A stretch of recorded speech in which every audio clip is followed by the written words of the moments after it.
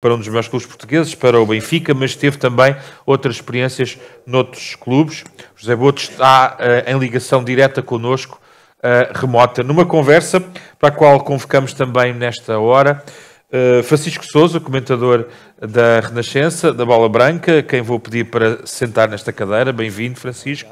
E para ajudar a moderar esta conversa e também colocar questões ao José Boto, o editor de Bola Branca da Renascença, Hugo Tavares da Silva.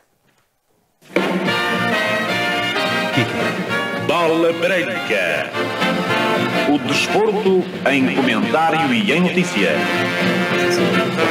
Um trabalho da equipa desportiva da sua Rádio Renascença. Bola Branca, um nome que o país conhece de cor. Um espaço que entrou nos hábitos de quem gosta de estar bem informado.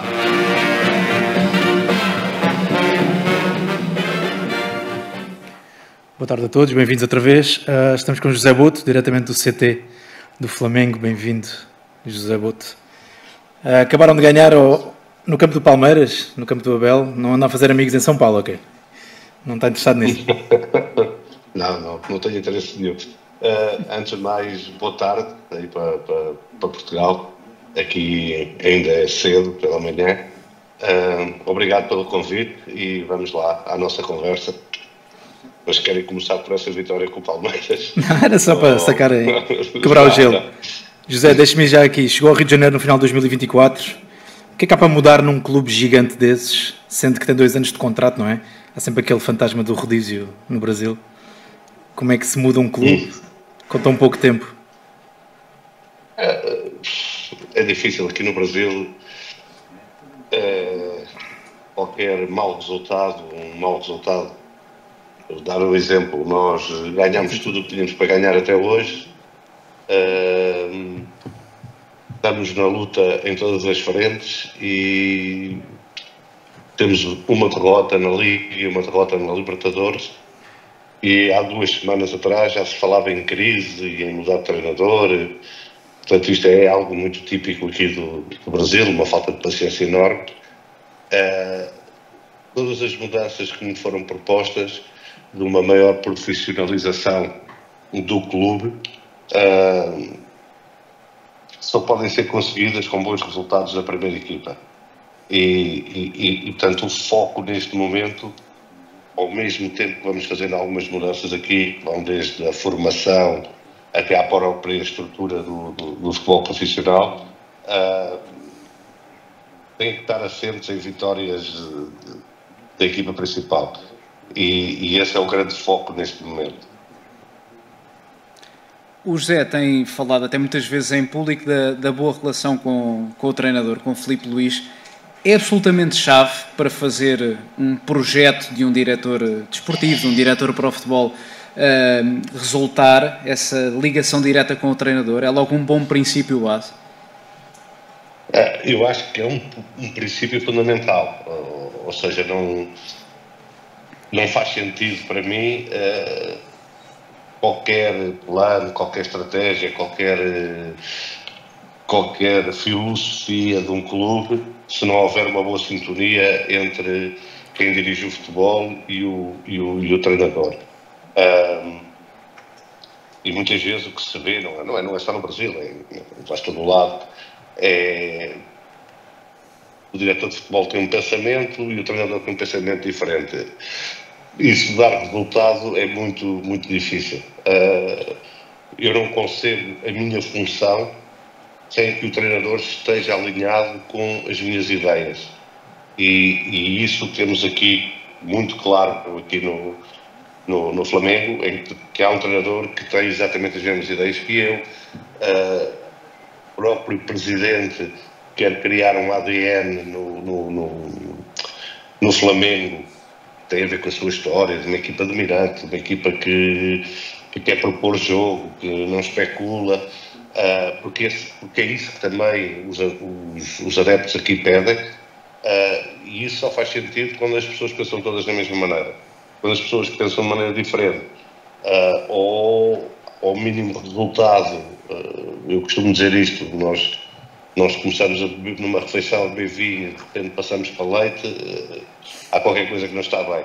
E isso muitas vezes é perceber nos clubes, E é isso que aqui no Brasil ainda é mais evidente, e é isso que nós tentamos evitar. Eu só para dizer que eu estou com um ruído de fundo que me custa a perceber até o que eu digo. Certo, estamos a tentar resolver.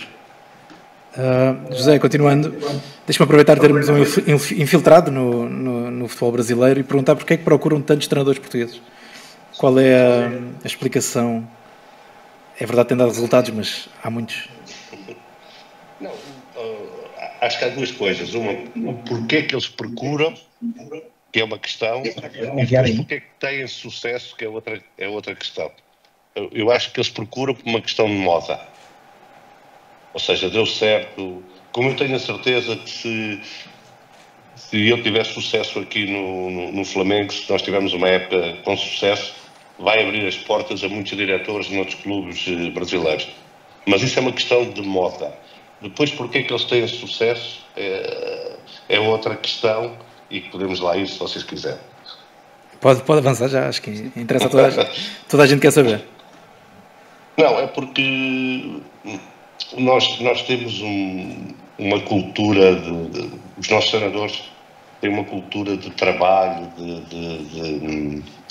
de estudo, que não é habitual ainda aqui no Brasil. Tem uma cultura tática muito, muito, muito grande, e isto tem muito a ver com o facto de nós nunca fechámos as portas de Portugal a estrangeiros. Aprendemos muito com treinadores brasileiros, há uns anos atrás, com suecos, da escola jugoslava, e essa capacidade que nós temos de beber e irmos criando a nossa identidade como treinadores, depois faz a diferença num sítio onde a maior parte dos treinadores parou um pouco no tempo em termos daquilo que são as novas metodologias de treino, a análise, muita coisa que é diferente hoje do que era há 10 anos atrás. Isto não quer dizer que no Brasil não hajam treinadores competentes, mas muitos deles nem sequer têm a chance de mostrarem o seu trabalho. Zé, e depois dos treinadores, será que vem aí a vez dos jogadores? Vimos recentemente o Nuno Moreira, que era dos jogadores, enfim, mais em foco para lá dos grandes na Primeira Liga, a chegar ao Vasco da Gama. Será que agora poderemos começar a ver jogadores, não só dos três grandes, mas também de um Sporting Braga, de um Vitória, de um Casa Pia, a chegarem mais frequentemente ao Brasileirão? Eu penso que sim, que há essa hipótese, não só de portugueses, mas até de outros jogadores europeus. O futebol brasileiro tem hoje um poderio económico que não tinha há uns anos atrás. Isso, como é óbvio, torna mais atrativo o mercado brasileiro. Tem uma paixão e um amor pelo jogo que torna qualquer jogo um espetáculo quase único a nível mundial. E isso seduz e muito qualquer jogador a vir jogar para aqui, desde que depois a parte financeira seja até melhor do que com certeza é em muitos clubes europeus de menor dimensão. E acha que a chegada de um treinador tão reputado como o Ancelotti pode também ajudar a projetar mais o futebol brasileiro na Europa? O Zé aqui há uns tempos disse que o Brasileirão é um bocadinho como a Premier League na realidade europeia, mas se quisermos à realidade sul-americana, não é? Não, vocês reparem uma coisa, antes de começar a época, isso depois também causa outros problemas, que é o problema das expectativas. Antes de começar a época, há 7, 8 clubes em que os adeptos, os presidentes, acham que estão candidatos ao título. Eu acho que em nenhum país do mundo existem 7, 8 candidatos ao título. Depois, na realidade, não são esses 7 ou 8. Mas, à partida, existe essa expectativa por parte de 7, 8 clubes. Depois, a Liga acaba por ser disputada por 2, 3, eu acho que este ano vão ser 3, 4 clubes a disputar a Liga. Mas isso, tu não vês isso na maior parte dos países europeus. Isso não existe. Existe é disputada por 2, 3 no máximo, outras vezes nem isso. E isso torna o campeonato aqui muito competitivo. É mesmo muito competitivo.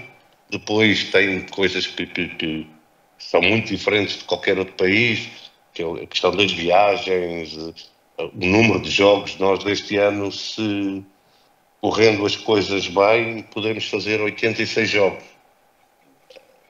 Em nenhum sítio existe 86 jogos. E isso tudo faz com que a Liga tenha, vá lá, como é que eu ia te chamar? Um carisma, uma mística diferente de qualquer outra liga, e por isso essa comparação que eu fiz é que talvez a Premier League seja uma das mais competitivas da Europa e do mundo, mas aqui no Brasil a competitividade é ainda maior. Certo. José Boto está muitíssimo ligado ao scouting, não é? Faz parte da sua história. Deixe-nos virar a conversa ao contrário. Antes víamos brasileiros, craques, colombianos, argentinos no nosso campeonato. Hoje são contratados com 16, 17, 18 anos logo para tubarões europeus, que preferem contratar logo com essas idades, garantir quando fazem 18 anos, não é? Onde é que os portugueses deviam olhar neste momento? Para que mercados? Eu acho que nós portugueses somos muito responsáveis pelo que se passa hoje em termos de contratação de jogadores muito jovens aqui na América do Sul. Porque durante muitos anos nós comprávamos os jogadores aqui e depois vendíamos por muito dinheiro para as grandes ligas europeias. Eu acho que eles perceberam que se viessem aqui direto não teriam que pagar tanto. E isso dificulta, como é óbvio, porque isso inflaciona o preço dos jogadores, dificulta muito o trabalho de scouting dos clubes portugueses na América do Sul. A questão é que existem hoje mercados emergentes que não são tão tão peneirados como é a América do Sul, em que os clubes portugueses podem realmente apostar. Eu falo dos nórdicos, e hoje têm uma qualidade de jogadores bem diferente de há 10 anos atrás, porque na América do Sul vai ser sempre muito difícil, embora isto seja muito grande, principalmente o Brasil, em que há sempre jogadores que aparecem muito mais tarde, não passaram pelo normal, que são aquelas seleções de formação do Brasil, e eu acho que olhando com cuidado ainda se pode encontrar aqui jogadores muito bons. Mas aquele tipo de negócios que os clubes portugueses faziam com os jogadores sul-americanos, acho que tem tendência a acabar. O Zé teve muitos anos na formação do Benfica. A mudança de paradigma, podemos dizer, começou um bocadinho consigo, ou seja, hoje em dia vemos vários jogadores nórdicos chegar ao Benfica, mesmo de campeonatos como os Países Baixos. Essa maior atração pela Europa, dada a maior dificuldade para chegar ao mercado brasileiro ou argentino, vem já do seu tempo? Sim, vem um pouco. No tempo que eu estava no Benfica, nós já olhávamos com muita atenção para o mercado europeu. Chegaram jogadores como o Witzel, como o Zivkovic, o Nolito, sei lá, o Markovic, porque já olhávamos com muita atenção para alguns mercados onde os clubes portugueses poderiam e podem ser competitivos, e já nessa altura nós percebíamos que os clubes das grandes ligas já iam direto no Brasil comprar, e isso ia inflacionar o valor dos jogadores. Eu depois tenho uma passagem pelo Shakhtar, que é um clube tradicionalmente que compra jogadores ainda hoje, mesmo com a guerra, é um clube que compra jogadores brasileiros, onde tínhamos uma política um pouco diferente, que era comprar os jogadores que ainda não tinham passado pelas primeiras equipas, pelas equipas sénior. Mas mesmo esses jogadores já eram vendidos a preços muito, muito altos, que se calhar os clubes portugueses não têm essa capacidade. E em termos de formação... Olhar para a Europa faz todo o sentido.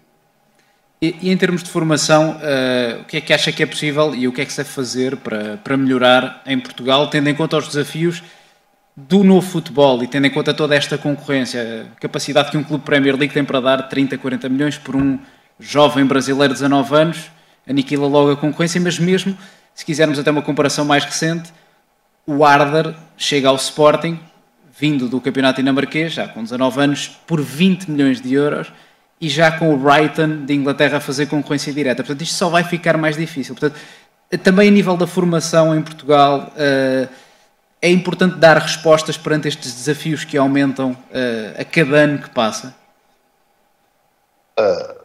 Eu acho que nós até a esse nível estamos muito bem. Somos talvez um dos países que melhor forma jogadores. Portanto, basta ver a quantidade de jogadores que temos a jogar no estrangeiro. A aposta tem que continuar por aí. Tem que continuar por formar bem os nossos jovens. E eu acho que nisso estamos muito, muito, muito à frente até de outros países com mais poderio futebolístico do que nós. Não podemos é descurar essa parte, continuando a apostar forte na formação, formar bem os jogadores com boas bases que lhes permitam ser jogadores de alto nível, porque é o que disse, e com razão, hoje toda a gente faz scouting de uma forma muito, muito agressiva e a tendência vai ser piorar e não melhorar. Ou seja, a tendência vai ser que até em países que tradicionalmente vendiam jogadores por valores mais baixos, vão começar a vendê-los por valores altos. O José tem falado, agora falando no Brasil e na formação no Brasil, tem falado de uma certa crise de identidade. Se calhar hoje não vemos tantos grandes jogadores brasileiros, pelo menos parece haver menos talento. Já criticou o que se faz na base, na formação. Consegue só deixar 2 ou 3 notas para percebermos do que fala? O Brasil sempre foi conhecido por produzir talento, não é? Ou seja, ninguém vinha ao Brasil comprar um jogador que fosse muito forte fisicamente, ou que não vinha comprar, até poderiam ser fortes fisicamente, o caso do Ronaldo, mas vinham aqui comprar talento. E eu acho que aqui eles equivocaram-se, eu já disse isto aqui várias vezes, eles equivocaram-se e começaram a querer produzir e o protótipo, lá, o perfil de jogador que começaram a recrutar para a formação dos clubes é de um jogador que eles achavam que era mais vendável para o mercado europeu, e isso fez com que o Brasil tenha neste momento uma crise de talentos como nunca teve. O Brasil tem, vamos lá dizer assim, de 20 anos para baixo a jogar aqui no Brasil, o Estevão, que já está vendido para o Chelsea por uma quantidade de dinheiro, que é aquele jogador com talento, driblador. Todos os outros jogadores que há na formação, não há nenhum jogador diferenciado. E se eu me lembro, por exemplo, nos meus tempos de Chata, nós vínhamos aqui ver a seleção de sub-16 ou de sub-20 e encontrava sempre 3, 4, 5 jogadores diferenciados. Hoje isso não acontece. Acho que foi um erro estratégico do próprio, de todo o futebol brasileiro, e que o vão pagar, ou já estão a pagar, mas o vão pagar nos anos próximos. José Boto é amigo dos dados, da Big Data, ou prefere o scouting à moda antiga? Não, eu acho que tudo aquilo que possa ajudar a uma decisão é bem-vindo. Seja o Big Data, seja lá o que for, tudo é bem-vindo. E hoje, com a agressividade que há no scouting no mundo inteiro, parte de todos os clubes, o Big Data é fundamental, principalmente numa triagem de jogadores. Agora, não pode, da minha ótica, não pode ser o decisor, os dados serem o que decide se um jogador é bom ou é mau, até porque o futebol é um desporto bem diferente de todos os outros desportos onde o Big Data tem uma importância grande, porque é talvez o único desporto do mundo onde uma equipa pode rematar mais vezes à baliza, pode ter mais posse de bola, pode criar mais situações de golo e perder o jogo. Portanto, tem que sempre haver um olhar humano sobre os jogadores quando se trata e não só de scouting, até da análise do próprio jogo. Tem que haver sempre um olhar humano e entendido sobre essas questões. Não sou daqueles que diz, não, Big Data não. É uma ajuda grande hoje em dia e não pode, na minha opinião, ser isso que decide ou que determina a contratação de um jogador. E qual é que é o grande desafio em 2025 para o diretor de um clube no futebol em que temos cada vez mais concorrência, digamos, interglobal, e em que até na própria realidade do futebol brasileiro temos um clube como a Palmeiras que, a título de exemplo, se dá ao luxo de gastar em reforços um valor próximo dos 100 milhões de euros? Pois é, isso mostra também o poderio do futebol brasileiro neste momento, não é? Um clube como o Flamengo não há outra forma de o pensar que não seja ganharmos ou entrarmos em tudo para ganhar, não é? Como é óbvio, também não vou aqui começar a chorar que o Flamengo não tem esse dinheiro para gastar, porque vamos ter também algum dinheiro para gastar agora na próxima janela. Mas aqui no Brasil, e principalmente no Flamengo, como disse, são 40 milhões de adeptos, de torcedores e alguns bem ativos e bem fervorosos, acérrimos torcedores, não é? Não há outra hipótese, nós não podemos pensar a longo prazo, temos que pensar a curto prazo. Agora, dentro desse curto prazo, aquilo que nós temos que ter bem claro é nós temos uma maneira, temos uma ideia de como queremos jogar, de como achamos que podemos chegar a esses objetivos e não mudá-la à mínima contrariedade, porque é isso que faz depois os clubes oscilarem muito, porque não têm uma ideia do que querem. Hoje o perfil de jogador é amanhã vem outro treinador que já tem outro perfil de jogador, e é isso que nós vamos tentar aqui implementar, sabendo que temos que ganhar e temos que entrar em cada jogo com a obrigação de ganhar, seja em que competição for. José Boto, deixe-me ir a uma questão que tem sido aí muito badalada, não posso fugir a ela. Antigamente, a lógica do futebol brasileiro, nos tempos do Botafogo, não é? Dos anos 60 e 50, tinham duas equipas, umas para digressão, outros para o campeonato, não é? O Gerson, o Garrincha, o Amarildo, o Didi, eles andavam todos por aí a mostrar-se e a valorizar o clube. Porque é que o Cristiano não poderia fazer parte nessa lógica para o Flamengo? Agora para o Mundial de Clubes tem sido muito falado aí essa possibilidade. Quão possível é isso? Bem, e esta é a minha ideia do treinador. Depois é óbvio que para questões de marketing do clube, de expansão do nome, há outra ideia.